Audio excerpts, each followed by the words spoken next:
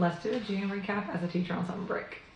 I can finally say that I finished the tandem audiobook of Empire of Storms and Tower of Dawn. And when I tell you I started it back in April and it took me until the beginning of June to finally finish it, I felt like a weight has been lifted off of my shoulders. I don't understand the y'all hate. I loved Tower of Dawn. It was probably my favorite of the two. Like, if I'm being honest, I loved it more than I loved Empire of Storms. For our book club books, we had Night in the Moth by Rachel Gillig and Shield of Sparrows by Daphne Perry. These books were 5-star reads for me. I loved them so much, and they're those kind of books that, like, when you sit on them and you think about them, you love them even more than when you did when you finished it.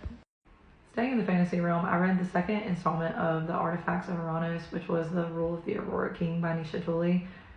I am obsessed with this series. If you have not added it to your TBR, Trial of the Sun Queen is the first one and you need to add it.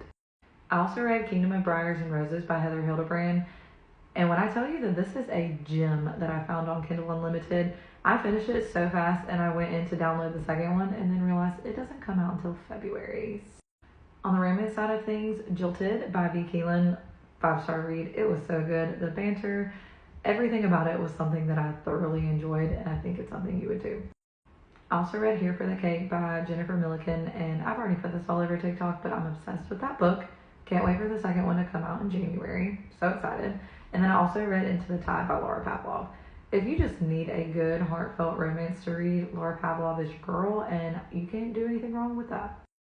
The last two I want to talk about were my icks of the month. I just didn't really get anything from them, and they were both 3-star rates for me. The first one was The Trap by Katherine Ryan Howard. Nothing was honestly wrong with this book other than I needed more at the end. There was great POVs in this book, and it was something that I haven't read before, but I felt like I was just asking more questions, and I didn't really get any closure at the end of the book. The second one was The Faking Game by Olivia Hale. Not my tropes. It was like I liked the idea of it, but it was a little cringy for me, so 3 stars.